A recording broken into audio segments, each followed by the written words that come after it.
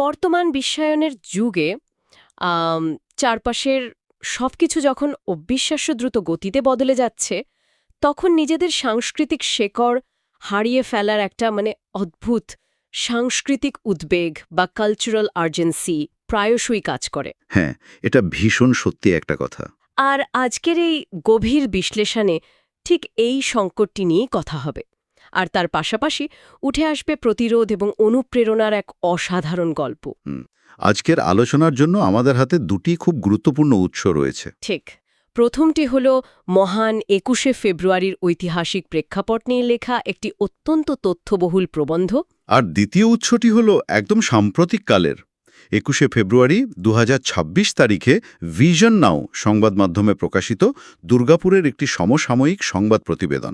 এই দুই উৎসের উপর ভিত্তি করে আজ আমরা বোঝার চেষ্টা করব কিভাবে ১৯৫২ সালের একটি মর্মান্তিক ঘটনা বিশ্বব্যাপী এক বিশাল আন্দোলনে পরিণত হয়েছে। আর ২০২৬ সালে পশ্চিমবঙ্গের দুর্গাপুরে আয়োজিত এক সম্পূর্ণ ভিন্নধর্মী উদযাপন কিভাবে আধুনিক সমাজের এই শেকড় হারানোর ভয়ের বিরুদ্ধে এক নিখুঁত প্রতিচ্ছবি হয়ে উঠেছে, তাই না? একদম। ইতিহাসের একটা ঘটনা কিভাবে দশকের পর দশক পেরিয়ে আজও এত প্রাসঙ্গিক থাকতে পারে, সেটা সত্যি খুব কৌতূহলোদ্দীপক। দুর্গাপুরের এই সাম্প্রতিক অনুষ্ঠানটির দিকে তাকালে বোঝা যায় এটি শুধু একটা গতানুগতিক উদযাপন নয়। একটা সময় যা ছিল কেবল নিজেদের ভাষায় কথা বলার অধিকার আদায়ের রক্তাক্ত লড়াই, আজ তার রূপ নিয়েছে সমস্ত ভাষার সহাবস্থান এবং পারস্পরিক শ্রদ্ধার এক বিশ্বজনীন বার্তায়। ঠিক তাই। আধুনিক সমাজে ভাষার ভিত্তিতে যে অসহিষ্ণুতা তৈরি হচ্ছে, তার বিরুদ্ধে এই বিবর্তনটা গভীরভাবে অনুধাবন করা প্রয়োজন। আচ্ছা, এই বিবর্তনের গল্পটা বুঝতে গেলে আমাদের তো প্রথমে সেই ঐতিহাসিক উৎসটির দিকে তাকাতে হবে, যেখানে এই লড়াইয়ের বীজ বপন করা হয়েছিল। হ্যাঁ, ১৯৪৭ সালে দেশভাগ এবং ব্রিটিশ শাসনের অবসানের ঠিক পরের সময়টা। বামবাড়িয়া যখন একটা নতুন ভবিষ্যতের স্বপ্ন দেখতে শুরু করেছিল, ঠিক তখনই তাদের মাতৃভাষার ওপর প্রথম এবং সবচেয়ে বড় আঘাতটা নেমে আসে। সদ্য স্বাধীন হওয়া একটা দেশে যেখানে মানুষের আশা আকাঙ্ক্ষা সবে ডানা মেলতে শুরু করেছে, সেখানে ভাষাকে কেন্দ্র করে এমন একটা আঘাত যে কতটা ভয়ঙ্কর হতে পারে, সেটা ভেবে দেখলে সত্যিই গায়ে কাটা দেয়। এই আঘাতের ধরনটা কিন্তু খুব সুপরিকল্পিত ছিল। ১৯৪৮ সালের দিকে যদি ফিরে তাকাই, পরিস্থিতিটা খুব স্পষ্ট হয়ে ওঠে। সে বছরই তো জিন্নার সেই বিতর্কিত ঘোষণাটা আসে, তাই না? একদম। ২১শে মার্চ ঢাকা বিশ্ববিদ্যালয়ে তৎকালীন গভর্নর মোহাম্মদ আলী জিন্না স্পষ্টভাবে ঘোষণা করেন যে উর্দুই হবে রাষ্ট্রভাষা। আর এরপর ঠিক ৩ দিনের মাথায় ২৪শে মার্চ কার্জন হলের সমাবর্তন অনুষ্ঠানেও তিনি একই কথার পুনরাবৃত্তি করেন। বিষয়টা কিন্তু এখানেই থেমে থাকেনি। এরপর ১৯৫২ সালে ২৬শে জানুয়ারি নতুন প্রধানমন্ত্রী খাজা নাজিমুদ্দিন ঢাকায় এক জনসভায় উর্দুকে একমাত্র রাষ্ট্রভাষার স্বীকৃতি দেন। এই পুরো ঘটনা প্রবাহকে যদি একটু তলিয়ে দেখা যায়, বোঝা যাবে এটি কেবল কোনো প্রশাসনিক বা রাজনৈতিক সিদ্ধান্ত ছিল না। ঠিক বলেছেন। এটি ছিল একটি জাতির সাংস্কৃতিক পরিচয়ের ওপর, তাদের চিন্তা শক্তির ওপর সরাসরি আক্রমণ। তার মানে একটা জাতির ভাষাকে কেড়ে নেওয়া মানে তো শুধু তাদের মুখের কথা কেড়ে নেওয়া নয়। না, একেবারেই নয়। বরং তাদের সাহিত্য, তাদের ইতিহাস এবং তাদের চিন্তা করার পদ্ধতিটাকেই পঙ্গু করে দেওয়া। বর্তমান যুগে আমাদের শেকড় হারানোর যে ভয় কাজ করে, তার সাথে এই ঐতিহাসিক আগ্রাসনের একটা অদ্ভুত মনস্তাত্ত্বিক মিল পাওয়া যায়। আর ঠিক সেই কারণেই বীর বাঙালি এই অবিচার নীরবে মেনে নিতে পারেনি। তারা রাস্তায় নেমে এসছিল। পরিস্থিতি সামাল দিতে তৎকালীন সরকার ১৪৪ ধারা জারি করেছিল। এই ১৪৪ ধারা মানে হল এমন এক কঠোর আইন যেখানে ৪ জন বা তার বেশি মানুষ একসাথে জমায়েত হতে পারবে না। এটা ছিল মূলত একটা ভয় দেখানোর কৌশল। কিন্তু ১৯৫২ সালের ২১শে ফেব্রুয়ারির সেই দিনটিতে ছাত্র জনতা সেই ভয়কে বুড়ো আঙুল দেখিয়ে ১৪৪ ধারা ভঙ্গ করে পথে নামে। আর সেই প্রতিবাদের পরিণতি ছিল অত্যন্ত মর্মান্তিক।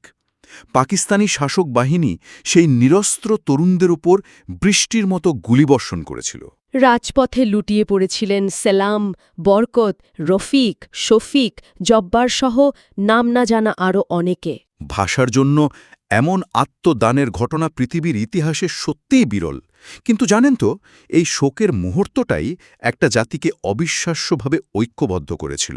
এই ঐক্যের সবচেয়ে বড় প্রমাণটা পাওয়া যায় এর ঠিক পরের ঘটনাটায়। হ্যাঁ, শহীদ মিনার নির্মাণের ঘটনাটা। ভাবলে অবাক লাগে, এত বড় একটা নারকীয় হত্যাকাণ্ডের পর যখন চারিদিকে পুলিশ আর মিলিটারির ভয়ঙ্কর চোখরাঙানি, ঠিক তার মধ্যেই মাত্র দুদিনের মাথায় ২৩শে ফেব্রুয়ারি রাতে ভাষার দাবিতে শহীদদের স্মরণে নির্মিত হয়েছিল প্রথম কেন্দ্রীয় শহীদ মিনার। কতটা তীব্র আবেগ, ক্ষোভ আর জেদ বুকে থাকলে এত দ্রুত অমন একটা আতঙ্কের পরিবেশের মধ্যে একটা স্মৃতিস্তম্ভ দাঁড় করানো যায়, সেটা সত্যিই অভাবনীয়।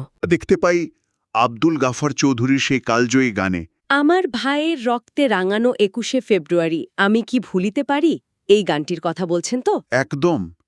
এই গানটি কেবল কয়েকটা শব্দের সমষ্টি নয়, এটি ২১-এর শোক এবং শক্তির এক অমর দলিল।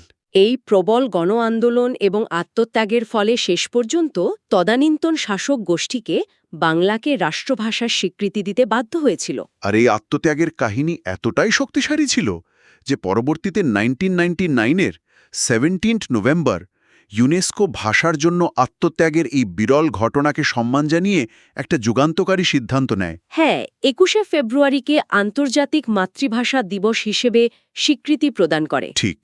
আচ্ছা, এবার বিষয়টা একটু খুলে দেখা যাক।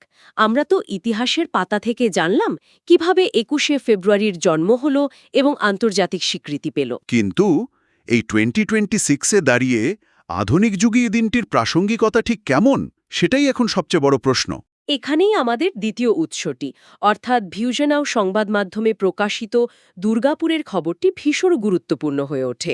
2026 সালের ২১শে ফেব্রুয়ারি দুর্গাপুরের বি জোনের ভাষা শহীদ স্মারক উদ্যানের পরিবেশের যে বর্ণনা সেখানে দেওয়া হয়েছে তা একদম চোখের সামনে একটা ছবি ভাসিয়ে তোলে। একটু কল্পনা করা যাক, ভোরের কনকনে হাওয়া, শিশির ভেজা ঘাস, সবে সূর্যোদয়ের প্রথম কিরণ এসে পড়ছে। আর সেখানে সালাম, বরকত, রফিকদের স্মরণ করে মাল্যদান করা হচ্ছে। সমবেত কণ্ঠে যখন ২১-এর সেই গান বেজে উঠছে, তখন উপস্থিত সাধারণ মানুষের চোখে যে একটা অদ্ভুত তৃপ্তি আর আবেগ ফুটে উঠেছিল, সেটা বর্তমান সময়ের এই যান্ত্রিক জীবনের প্রেক্ষাপটে দাঁড়িয়ে এক অসাধারণ দৃশ্য। প্রতিবেদনটির একটা নির্দিষ্ট অংশে আধুনিক সমাজের একটা খুব রূঢ় বাস্তবতার কথা উল্লেখ করা হয়েছে। কোন দিকটার কথা বলছেন? সেখানে বলা হয়েছে নিজের শেকড় ভুলে যাওয়ার এক অসুস্থ প্রতিযোগিতা এবং চারদিকে ঘনীভূত হওয়া ভাষা সন্ত্রাস ও অসহিষ্ণুতার কালো মেঘের কথা। এই ভাষা সন্ত্রাস শব্দটা এখানে খুব তাৎপর্যপূর্ণ। হ্যাঁ, এটি আমাদের বর্তমান সময়ের সাংস্কৃতিক উদ্বেগের সাথেই মিলে যায়। এই ভাষা সন্ত্রাস শব্দটা আসলেই খুব ভারী একটা শব্দ। বর্তমান সময়ের প্রেক্ষাপটে এর মানে ঠিক কী দাঁড়ায়? খুব ভালো একটা দিক তুলে আনা হয়েছে। আজকে ভাষা সন্ত্রাস বলতে বন্দুকের নলের জোর বোঝায় না। বিশ্বায়নের যুগে এটা এক ধরনের অদৃশ্য চাপ। অর্থাৎ কোনো প্রভাবশালী ভাষা বা সংস্কৃতি যখন অত্যন্ত আগ্রাসীভাবে ছোট বা আঞ্চলিক ভাষাগুলোকে কোণঠাসা করে ফেলে। একদম ঠিক। তখন সেটা এক ধরনের সন্ত্রাসী বটে। কর্পোরেট দুনিয়া বা ডিজিটাল জগতে নিজেদের টিকিয়ে রাখার তাগিদে মানুষ অনেক সময়ই নিজের মাতৃভাষায় কথা বলতে কুণ্ঠাবোধ করে। নিজের ভাষাকে ছোট করে দেখার এই যে প্রবণতা, এটাই হলো সেই অসুস্থ প্রতিযোগিতা। আর এই অদৃশ্য চাপের মুখে দাঁড়িয়ে দুর্গাপুরের মতো একটি শহর যখন এমন একটা উদযাপনের আয়োজন করে, তখন তা আসলে শেকড় ভুলে যাওয়ার বিরুদ্ধে একটি নীরব অথচ অত্যন্ত শক্তিশালী প্রতিবাদ হয়ে ওঠে। সবচেয়ে চমকপ্রদ বিষয়টা কিন্তু এখানে, দুর্গাপুরের এই আয়োজনটা কোনোভাবেই শুধু বাংলা ভাষার মধ্যে আটকে ছিল না। সাধারণত মাতৃভাষা দিবস এলেই আমাদের মাথায় শুধু বাংলার ইতিহাসটাই ঘোরে। কিন্তু দুর্গাপুরের এই আয়োজনটা ছিল সম্পূর্ণ সীমানা ভাঙা এক বহুভাষিক মিলন মেলা। ভারতবর্ষের যে বহুত্ববাদী সংস্কৃতি তার একটা অপূর্ব প্রতিফলন সেখানে দেখা গেছে। আর এটাই এই অনুষ্ঠানের সবচেয়ে গুরুত্বপূর্ণ বার্তা। সেখানে একদিকে যেমন ছিল হিন্দি সাহিত্যের বলিষ্ঠ উপস্থাপনা, ঠিক অন্যদিকে শোনা গেছে আদিবাসী হৃদয়ের স্পন্দন। হ্যাঁ, অলচিকি ভাষার অনবদ্য কবিতা পাঠ। এই অলচিকি হল আদিবাসী সাঁওতালি ভাষার নিজস্ব লিপি। এমন একটা আন্তর্জাতিক মঞ্চে যখন মূলধারার ভাষার পাশাপাশি একটি আদিবাসী ভাষার লিপি ও সাহিত্যকে সমান গুরুত্ব দিয়ে তুলে ধরা হয়, তখন তা একটা গভীর অর্থ বহন করে। এটি প্রমাণ করে দেয় যে মাতৃভাষা দিবস আজ আর কেবল একটি নির্দিষ্ট ভূখণ্ডের বা একটিমাত্র ভাষার উৎসব নয়। এটা যেন বর্তমান সময়ের বিভেদের রাজনীতির মুখে দাঁড়িয়ে একটা স্পষ্ট বার্তা দেওয়া। একদম। হিন্দি, অলচিকি এবং বাংলার এই এক মঞ্চে উপস্থিতি বুঝিয়ে দেয় যে এক ভাষার উন্নতি মানেই যে অন্য ভাষার পতন, এমনটা একেবারেই নয়। ভাষিক ঐক্যের তাৎপর্যই হল একে অপরকে সম্মান করা। নিজের ভাষাকে ভালোবাসার অর্থ এই নয় যে অন্য কারো ভাষাকে ঘৃণা করতে হবে। দুর্গাপুরের এই মঞ্চটা সেই পারস্পরিক শ্রদ্ধাবোধেরই একটা জ্যান্ত উদাহরণ। আর এই ঐক্যের বার্তাটা যে শুধু কথার মাধ্যমে বা ভাষণের মাধ্যমে দেওয়া হয়েছে তা কিন্তু নয়, বার্তাটা দেওয়া হয়েছে শিল্পের মাধ্যমেও। আর্টিস্ট ফোরাম 6 ডাইমেনশনের শিল্পীদের যে অভিনব উদ্যোগের কথা প্রতিবেদনে উঠে এসেছে, সেটা ভাবলে সত্যি মুগ্ধ হতে হয়। একবার দৃশ্যটা ভাবার চেষ্টা করা যাক।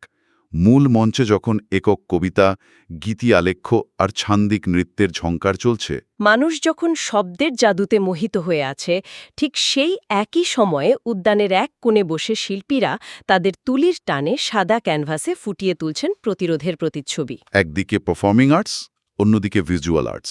রঙের আঁচড়ে আঁচড়ে তৈরি হচ্ছে ইতিহাস আর প্রতিবাদের এক নতুন ভাষা। এটাকে যদি আমরা বৃহত্তর প্রেক্ষাপটে দেখি, তাহলে বুঝতে পারব যে সমাজের অস্থির সময়ে শিল্পের ক্ষমতা কতটা ব্যাপক। যখন চারদিকে অসহিষ্ণুতা বাড়ে, মানুষ যখন দিগ্ভ্রান্ত হয়, তখন শিল্পই পারে মানুষকে সঠিক পথ দেখাতে এবং ঐক্যবদ্ধ করতে। ভাষা যখন কেবল শব্দের সীমানায় আটকে না থেকে ক্যানভাসের রঙে রূপান্তরিত হয়, তখন তা সরাসরি মানুষের হৃদয়ে গিয়ে পৌঁছায়। দুর্গাপুরের এই অনুষ্ঠানে কবিতা, গান, নাচ এবং চিত্রশিল্পের যে মেলবন্ধন ঘটল, তা আসলে প্রতিবাদের একটা সম্পূর্ণ ইকোসিস্টেম বা বাস্তুতন্ত্র তৈরি করল। এখানে প্রতিবাদ মানে ভাঙচুর বা ধ্বংসাত্মক কিছু নয়, এখানে প্রতিবাদ মানে হল সৃষ্টির উল্লাস। আর এই সৃষ্টির উল্লাসে শহরের সাধারণ মানুষ থেকে শুরু করে বিশিষ্ট ব্যক্তিবর্গ এবং বিভিন্ন সাংস্কৃতিক সংগঠন যেভাবে স্বতঃস্ফূর্তভাবে অংশগ্রহণ করেছে, সেটাও ভীষণ অনুপ্রেরণাদায়ক। প্রতিবেদন অনুযায়ী সাহিত্যিক দীপক দেবের হাত ধরে এই চমৎকার অনুষ্ঠানের সূচনা হয়েছিল। সেখানে উপস্থিত ছিলেন বিদ্যাসাগর মডেল স্কুলের প্রধান শিক্ষক সুচিন্ত চট্টরাজ। তিনি মাতৃভাষার মর্যাদা রক্ষার বিষয়ে যে আবেগঘন বক্তব্য রেখেছেন, তা উপস্থিত মানুষের মনে গভীর দাগ কেটেছে। শুধু ব্যক্তিবিশেষ নয়, শহরের স্বনামধন্য বিভিন্ন সংগঠন যেমন লহরী দুর্গাপুর, কথামালা এবং দুর্গাপুর আড্ডা ইয়ং অ্যাসোসিয়েশনের সক্রিয় অংশগ্রহণ এই অনুষ্ঠানটিকে একটা অন্য মাত্রায় নিয়ে যায়। পাশাপাশি লেখক শিল্পী সংঘ ইস্পাত শাখা এর পক্ষ থেকে আয়োজিত বই উদ্বোধনের বিষয়টিও ছিল জ্ঞানপিপাসু মানুষদের জন্য একটা বাড়তি পাওনা। সব মিলিয়ে এ যেন ছিল সংস্কৃতির এক মহামিলন। এই পুরো আয়োজনটার দিকে তাকালে একটা চমৎকার রূপক মাথায় আসে। দুর্গাপুর শহরটি মূলত কিসের জন্য পরিচিত? লোহা এবং ইস্পাতের জন্য। কারখানার চিমনি, বয়লারের তাপ, যন্ত্রের শব্দ আর ইস্পাতের কাঠিন্য, এটাই এই শহরের প্রাথমিক পরিচয়। কিন্তু ২১শে ফেব্রুয়ারির এই বিশেষ দিনটিতে সেই শক্ত লোহার শহরটি যেন শিল্পের তপ্ত আঁচে সম্পূর্ণ নতুন করে গড়া হল। ইস্পাতের কাঠিন্যের বদলে সেখানে দেখা গেল শিল্পের নমনীয়তা এবং ভাষার প্রতি গভীর ভালোবাসা। এই রূপকটা সত্যি অসাধারণ। একটা শিল্পনগরী, যার পরিচয় যন্ত্র আর লোহা দিয়ে, সেই শহরে কিনা ভাষা আর শিল্পের এমন একটা নরম আশ্রয়স্থল হয়ে উঠল। একদম তাই। তাহলে আমরা যদি আজকের এই পুরো আলোচনার মূল নির্যাসটা একটু টেনে আনি, দেখতে পাব ১৯৫২ সালে ঢাকার রাজপথের রক্তের বিনিময়ে যে ভাষার অধিকার অর্জিত হয়েছিল, সেই একই চেতনা ২০২৬ সালে দুর্গাপুরের ক্যানভাসে কীভাবে বহুভাষিক ঐক্যের এক অনবদ্য প্রতীকে পরিণত হয়েছে। ১৯৫২ সালে লড়াইটা ছিল নিজের ভাষার অস্তিত্ব রক্ষার জন্য, আর ২০২৬-এ এসে সেই লড়াইটা হয়ে দাঁড়িয়েছে সব ভাষাকে একসাথে বাঁচিয়ে রাখার জন্য। এবং তথ্যের আধিক্য আর বিশ্বায়নের এই যুগে এই দর্শনের গুরুত্ব অপরিসীম। আমরা প্রায়শই ভুলে যাই যে বৈচিত্র্যই হলো আমাদের সবচেয়ে বড় শক্তি। দুর্গাপুরের মতো তুলনামূলকভাবে একটি ছোট পরিসরে ভিন্ন ভিন্ন ভাষার এই শান্তিপূর্ণ সহাবস্থান তা আমাদের বৃহত্তর মানবিক দৃষ্টিভঙ্গি রক্ষায় ভীষণভাবে সাহায্য করে। এটি আমাদের শেখায় যে প্রতিটি ভাষার নিজস্বতা বজায় রেখে একটা ঐক্যবদ্ধ সমাজ গড়া সম্ভব। ঠিক। আজকের এই আলোচনা শেষ করার আগে একটা গভীর চিন্তার বিষয় তুলে ধরতে চাই, যা এই উৎসগুলো থেকে উঠে এলেও আমাদের অনেক দূর পর্যন্ত ভাবতে বাধ্য করে। বলুন। যখন একটি ভাষা পৃথিবীর বুক থেকে চিরতরে হারিয়ে যায়, তখন কিন্তু শুধু কিছু শব্দ, বর্ণমালা বা ব্যাকরণ হারায় না। সেই ভাষার সাথে জড়িয়ে থাকা হাজার বছরের সংস্কৃতি, মানুষের যাপিত জীবন এবং পৃথিবীর দিকে তাকানোর একটা আস্ত দৃষ্টিভঙ্গি বিলুপ্ত হয়ে যায়। দুর্গাপুরের মতো একটি ইস্পাতের শহর যদি বিভিন্ন ভাষাকে একসাথে পরম মমতায় বাঁচিয়ে রাখার এমন সুন্দর একটা আশ্রয়স্থল তৈরি করতে পারে, তবে প্রতিটি সমাজ যদি তাদের স্থানীয় ও ভিন্ন ভাষাকে কোনো বাধা হিসেবে না দেখে মানব ইতিহাসের একটি অনন্য ক্যানভাস হিসেবে দেখতে শুরু করে, তাহলে এই পৃথিবী কতটা বৈচিত্র্যময়, কতটা শান্তিপূর্ণ ও সমৃদ্ধ হতে পারে। এই প্রশ্নটা আজকের মতো ভাবনার জন্য রেখেই আমাদের আজকের এই গভীর বিশ্লেষণ এখানেই সমাপ্ত হচ্ছে।